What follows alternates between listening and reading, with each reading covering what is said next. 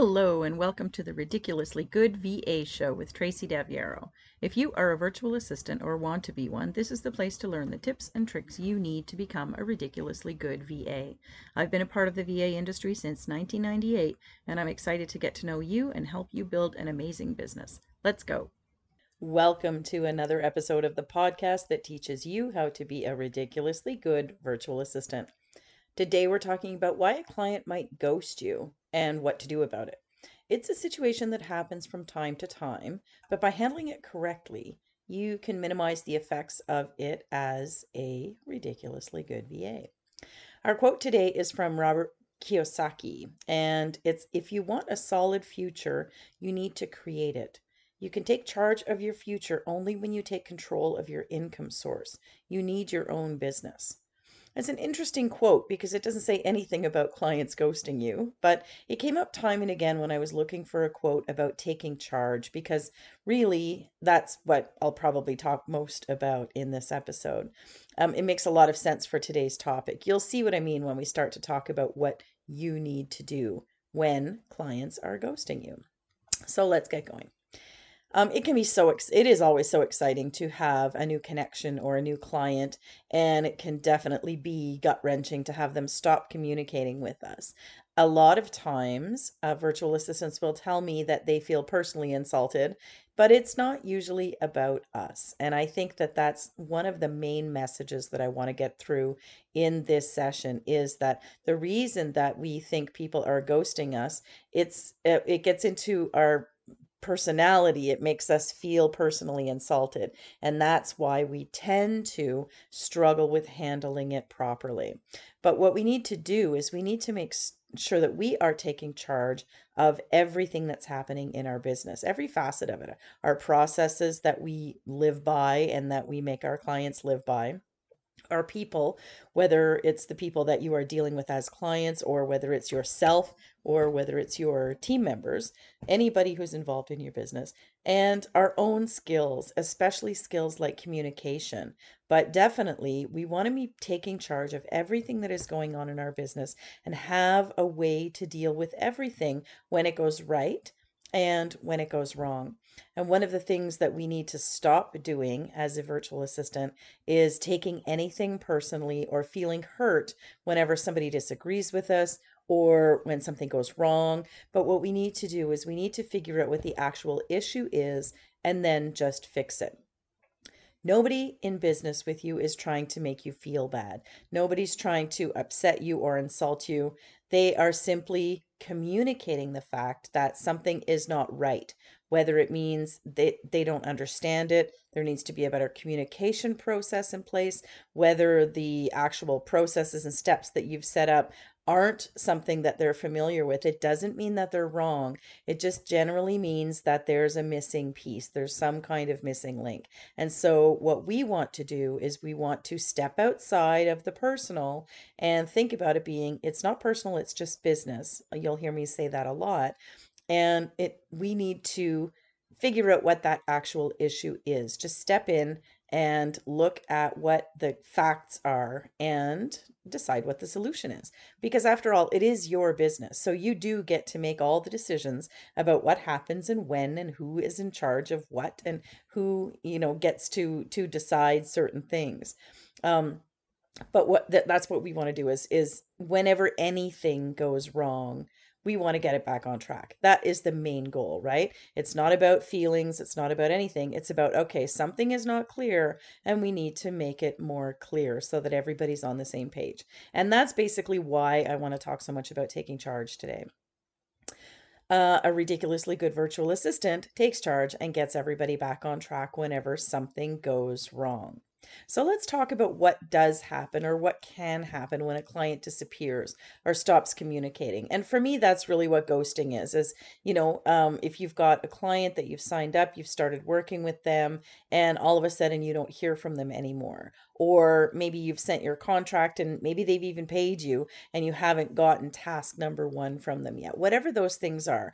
Certainly if you're working with a client long term and suddenly they stop communicating with you, that can be a different issue. But what I'm talking about is when you first start working with somebody or you're starting to work with them, you don't know each other very well. So everything can be a red flag, right?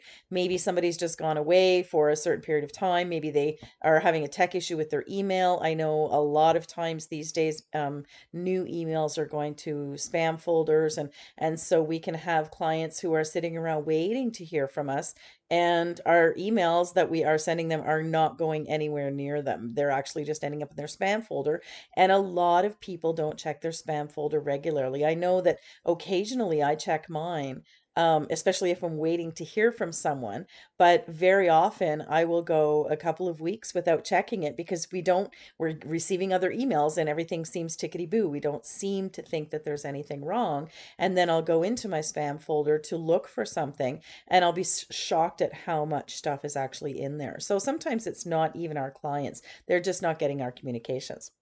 And so, um, when a client does ghost you, though, if they know that they're getting their emails and still not giving you what you need or communicating what it is that they need, we have to consider one really, really important thing. When our clients hire us, they are very often overwhelmed.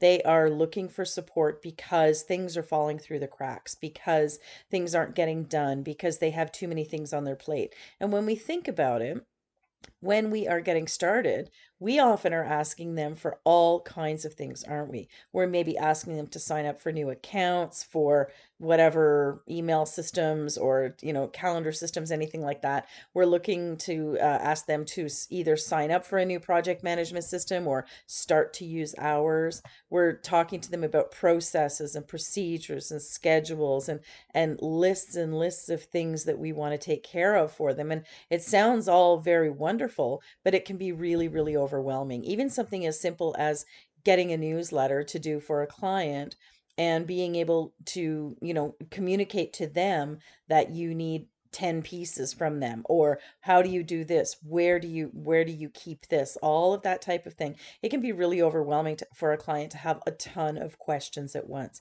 So we want to be able to make sure that we're guiding them through that process as easily as possible. And then the other thing is, once the initial task is off their desk, if you have taken a big chunk of things from them and you've organized it in the project management system and you're all set to get going, sometimes they just move on to something else. They feel such relief that there are other things that they can turn their attention to that maybe they were struggling to find attention for before. They have to turn to those things and move on. And so it is really important to identify what the thing is, what the reason is that the client is not responding or not providing you with the things that you need to get the work done. So, what do we do? Once we identify what the issue is, and of course that means communicating with the client, right? We want to remind them and send people simple emails. I think one of the things that we do is we get really wordy, you can go back and listen to my episode on business communication. We get really wordy whenever we're trying to be nice or we're trying to be kind. I know lots of people do, and I'm certain I'm guilty of doing that too. But simple is always, always better, right? So a simple email, just making sure I didn't get lost in your inbox, and bumping up in case you have a lot of things coming in, because we really don't know what everybody's habits are. We don't know if they pick up their email on their phone. We don't know how their day is sort of shaking out. And I know for me, on my Gmail, we have 50 emails that we can see on the first page, and if you make it past that 50 and you're on page 2, that can be a real struggle sometimes, because it means that, if I'm not seeing you right on the first page, I have to go looking for you. So there's a lot of different things, and our inboxes get filled with many, many things like notifications and email lists that we're on and all of those kinds of things. So you want to make sure that you're standing out, but without sending somebody an email every day and saying, where are you? Where are you? I'm waiting. You want to be really clear and be really simple about it. If you need to phone them and you can leave a voicemail for them, make sure that you leave a question that they need to answer. Again, something very simple. Just looking to get started. Can you meet on Tuesday or Thursday? And this comes back to, when you start to talk to somebody and you decide that you're going to work together, you want to be really clear on how you're going to communicate with somebody. Your onboarding process should be super simple and should include that. And actually, your sales conversation should include how you're going to communicate as well. Because if you have them on the call on that sales conversation, that's the best time to talk to them about how their day looks and how their weeks look. How do they work and what is the most simple thing? I know I recently started working with a client and she's all over the place. She's very, very busy and she has a lot of balls in the air. And I said to her, just text me everything. It's so much easier. I can keep track of everything. She has her phone with her all the time. She's very, very overwhelmed with a lot of different things. And so it makes it easier for her just to fire me a note whenever she needs to. That's not a standard way that I would have communicated with a lot of different clients I've worked with over the years. But for this client, it works really well. And I know that everything that she needs to tell me, and we have a lot of details to cover, but everything that she has going on and everywhere that she is, because she's covering a lot of locations and that kind of thing, I know that it will get to me, and then it's my job to manage it and put it where it needs to go. So you want to talk about those things and how you'll communicate and what makes sense for, everybody. You want to make sure that your onboarding process is simple, like I said a couple of minutes ago. When you do say yes, make sure that everybody knows what's supposed to happen next. And not it's setting deadlines is not good enough, right? It's about, does this make sense for you? Is this okay for you? Will this work for you? You want to make sure that they really understand that you're working to support them, and without asking them for 500 things at once, have a really good process to say, first we'll do this, then we'll do this. And, easing into things is often better sometimes if the client seems like they're very overwhelmed. For me, I always scheduled weekly phone meetings with my clients just from the get-go. It really helps. You want to make sure that then they understand that you're going to be speaking on the phone once a week. And it's not just a matter of you sending a whole lot of emails to them and hoping that they respond. I know many, many VAs who love to stay behind their laptop. They love to work through email and through project management systems. But then that's what happens when things fall off the rails, or a client doesn't respond to an email. You're really at the mercy of waiting for them to get back to you whenever they get back to their email, or whenever that email happens to pop up. And so for me, the scheduled weekly meetings were always really, really important, and they were brief. We were 15 minutes on the phone on Mondays, and that was it. And I highly recommend that. Every VA that I talk to about getting organized and working with clients, I always recommend having a 15-minute, I call them production meetings, and I always highly recommend a weekly production meeting just to check in. And it's so helpful for a lot of different things. But when the client knows that you're going to take just 15 minutes to talk to them, and they can connect with you, even if they don't send you the 5 emails that they're supposed to send you, you can cover a lot of information in 15 minutes. If any of you have ever done a cut to the chase call with me, which is my consultation, or my, I do a lot of different types of cut to the chase calls, but they are 15 minutes long, and we do cover a lot of information in 15 minutes. And so when you are promising your client that that's all you're going to do, then you need to stay as organized as you can, keep everything that you're doing brief, but you have that weekly check-in. And even if, like I say, the project management system or the email is sort of failing you, and you know that you're going to be meeting with that client once a week by phone, and that really helps in the not ghosting process, if you want to call it that. You want to definitely, anytime you're doing a meeting, make sure that you have an agenda, and it's a very organized and very brief meeting. A lot of people are on the phone a lot. The Zoom meetings are taking over everything. And certainly I do Zoom meetings all the time. I do give my clients the option of a Zoom meeting or a phone call. And most of them still choose the Zoom meeting, but I'm 100% happy with a phone call as well. You don't have to do hair and makeup. Doesn't really matter where you are in your house or in your vehicle. You can do them anywhere. but you want to be organized and you want to make sure that you are the one who's running the meetings, and don't let the client run them or don't make the client run them. I think those are two really important distinctions. You need to remain in control because you are the service provider and the meeting is for you so that you can get whatever it is that you need from the client, whether it's information or whether it's, pieces of things you need to work on, or whether it's just a decision that they need to make for you. And so you need to remain in control of all of the meetings and make sure that you are running them on time and being very organized and making the client feel supported. We are support professionals, and that is the number one thing that the client needs to feel from us, is that we are getting things done and that they feel less pressure than they did before they hired us. Like I said right in the beginning, that they are generally hiring us when they are really overwhelmed, and so it can be a difficult transition time, and so we want to make sure that we are communicating really well with them right from the get-go. Now, sometimes it is our fault, right? If somebody stops communicating with you, whether it is right in the beginning of your relationship or as things have kind of progressed and you've worked together for a while. And so you need to look then at things that you are doing to see if there's an issue that can be corrected as well. Things like, do you over communicate? Are you sending way too much information or asking way too many questions instead of making some decisions that are basic that the client would get some relief from, right? And sense your expertise, giving them information and making a decision on it, as opposed to asking a lot of questions and waiting for them always to make the decision.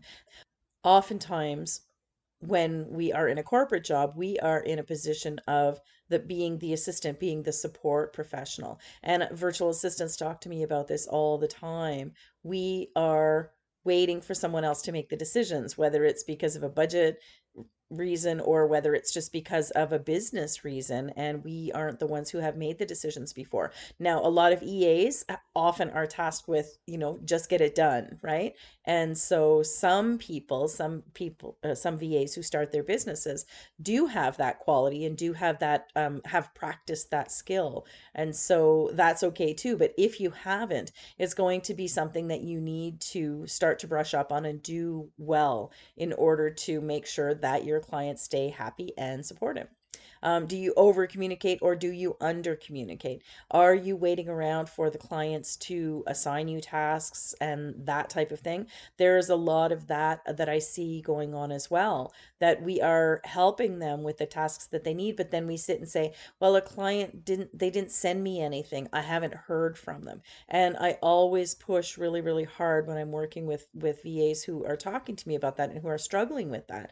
I always push them really hard to switch over into putting on that hat of I'm the one in charge, that white cap, and saying, I need this in order to do this next. And so shift from being that assistant or that person who just takes the task and gets things done and forcing the client to manage you more than they need to. When they're bringing in somebody to their business in our capacity, they need us, pardon me, to step up and take charge of everything and make sure that we are looking after the things that are within our expertise, right? And it's okay to ask questions, and it's okay to have meetings, and it's okay to, get the client to make some decisions around certain things. But when we are acting as an independent consultant, or contractor, I should say, an independent contractor who is offering these services, we need to step up and really show people that we do know what we're doing, that we can handle all of it, and we will do things on time and on budget and the way that the client needs them done without having them act as our boss, right? Our clients are not our boss. Our clients are our clients. And so we are equal on the business ladder. I do this thing whenever I'm on video where I show you the rungs of a ladder, and I'm doing that with my hands right now. So hopefully you can get the gist of it. But we're on the same rung of the ladder with all of our clients. We are not below them on the ladder simply because we are acting as their assistant or as their support professional. We are actually on the same rung. We are a business owner working with a business owner. So you need to act like that and make sure that everything that you're doing is in support of them. And don't make them manage you too much. Don't let them manage you too much, for sure. But often we put a lot more pressure on our clients when they need to be checking in. Keep them apprised of projects, keep them up to date on status of everything and deliverables and timelines and lead times and all that type of thing. And you're going to run a better business. And when you are the one who is making the client feel comfortable and taken care of, you're going to have a lot less of that ghosting or disappearing type behavior. One of the other things that sometimes we gets caused by us as well is if we have disagreements or communication issues. And this is usually the number one thing if you've been working with somebody for a while and all of a sudden they stop communicating with you, is that it becomes a grind, right? There's something that's going on that needs to be fixed. And if you're disagreeing on things, whether it's things get stressful. We take ownership of the things that we do, and sometimes if the client doesn't do things exactly right, or if we've had to do things over a few times, this even works on a subcontractor team, right? If you're subbing for someone, or if you have subs, there's lots of different business relationships that we have. But if there's some kind of friction happening from a disagreement or a communication issue or something like that, that can be another reason for things to start to fizzle. And so you want to look at that as well. Always come back to that piece of what is the actual fact, what are the facts, and what needs to be fixed. And it doesn't really matter usually who needs to fix it, but if, because we're the service provider, we want to make sure that we are doing that. We're the ones who are looking after that, and advising the client on what to do, because we all just want to smooth things out and keep on going, right? So and then sometimes it is just time to move on from clients. Normally, that's because we wait too long to sort out the initial issue, I think, and it becomes less urgent for them to use us to get their work done, because they start to seek out other options and that kind of thing. So it is really important, if you are having those communication problems, or just struggling to try to get and we've all done it. I mean, I know I've done it too, where the client has retained me and then I don't hear from them and I don't get the things that I need from them in time. And then all of a sudden there's another retainer due the next month. So it is really important to get your communication worked out right from the get-go, and make sure that you are really staying on top of things so that the client does feel supported. I think that's the main thing. I think we always need to remember that we are providing a support, we're providing a service for the client. And so it is really our responsibility to make sure that everything is, the channels that we use to do the things that we do together and the work that we do together stay clear, stay open, and that they're being used properly, right? So stay on top of things from the beginning without being annoying. I think that if we look at doing things all about communication all the time, and looking at regular meetings and keeping things organized and keeping all of our steps that we need to do, particularly in the beginning, bite-sized, I think that that's when things really can go smoothly. So to summarize everything, I would say really work on your communication. And, when I talked earlier about doing things really simply, a simple email is so much better than a really long, drawn out, detailed email. And I think that that's when we can really recognize that we're doing things business wise instead of personal wise. Like it's the whole, it's not personal, it's business. That's a really important piece of it. I think that we do a lot of explaining as virtual assistants about why things need to be the way they are. And all of that is just fluff, right? It's really not important. It's like, we have a newsletter to get done. I need two pieces from you. I need them by Thursday because I have to do the rest by this. Boom, that's the end of it. And things can really be as simple as possible. Obviously, very pleasant. For me, when I'm communicating with somebody, and I have done the over communication, I still do it quite often. Um, but when I'm doing that, I feel like I'm just trying to explain things away. And it just, when the communication comes back and forth, there's a whole lot of opportunity to get offended by something somebody says, or get confused by something that somebody says. It's not always about personal feelings and feeling hurt, but it can just cause confusion, right? And there's so many details then that you're not sure what the most important piece of a communication is from somebody. And so you want to strive to really do that well and be able to say, here's what we need, here are the dates that we need them, and try to make sure that things are indicated as clearly as possible so that we are all on the same page all the time and then moving towards that. The regular meetings, I can't stress enough. I think that weekly production meetings, no matter how big your clients are, I think, or the size of the account, I mean, whatever their budget is to work with you, I think that it's really important to get on the phone with them weekly so that you can build that relationship, right? And just be able to say, maybe you're not going to have to send you know, nearly as many emails during the week because you've actually had a chance to chat. So if you chat on the phone on Monday for 15 minutes in a very organized fashion, and one of my clients she had 4 things she wanted to talk about every single week. And that was our agenda, and that's what we did. And so she came prepared to the meeting because she said, we wanted to talk about money, we wanted to talk about clients, we wanted to talk about new business, and we wanted to talk about, upcoming projects. And so all of the time we went through this rotation, and we were on the phone 20 minutes every Monday, but it was really, really helpful. And we didn't need to communicate that much by email the rest of the week because we had everything really organized and prepared from the Monday. And it gave me the confidence to go and manage all the rest of the things in her business that I needed to manage. And so that's what that can really do for you. Even if you have a small client, always think about using an hour every single month to be on the phone with them, and it will really go very, very far with you to be able to keep your communication lines open, but also build that relationship with you and the client and keep your professionalism really front and center. They really do tend to rely on you whenever they have, and you can get more invested in their business too, right? Like if you understand exactly what's happening in their business, then and you know what's coming up in their business, it really helps you to be a better support person for them as well. So, bite-sized things out of the starting gate, absolutely essential. I think that many, many times what happens is we overwhelm clients. We don't realize we're doing it. We send them a great big onboarding package and say, here's all the million of things that we need, and kind of go from there. And so we want to not take a month to onboard clients. We don't need to do that, but keep things as simple as possible. And if that means that on your final, on your sales conversation, you're actually gathering information from the clients to that you can use moving forward, that's okay too. Some VAs I know like to do an onboarding call, and I think that that can sometimes be helpful. Again, getting passwords, getting details about how to set something up if they need to buy a new account or something like that. But also, it can be really overwhelming. I've heard lots and lots of people who say that they've had a 2-hour onboarding call. And for me, that just blows my mind. It doesn't mean that it doesn't work for your business. You're allowed to decide whatever you want for your business. But for me, that would be far too much time to be spending with somebody and too many details to worry about right out of the gate. So we want to make sure that we're keeping things as simple as possible. And that's communication too. So emails as simple as you can, schedules as simple as you can, details and all the things that they need to do, the pieces that they need to provide with you for you. Simple, simple, simple.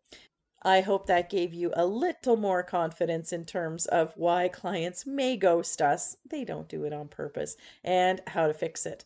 I think that when we identify what the problems are, they're much easier to fix. And above all, we need to remember it's not personal, it's business, and you need to take charge of what happens in your business so that you can become a ridiculously good VA. That's all I have for you this week. I'll see you next time. Thank you so much for tuning in to this episode of the Ridiculously Good VA Show. Don't forget to subscribe so you don't miss a thing. For more great resources for your VA business, visit my website at yourvamentor.com. I'll see you back here next time.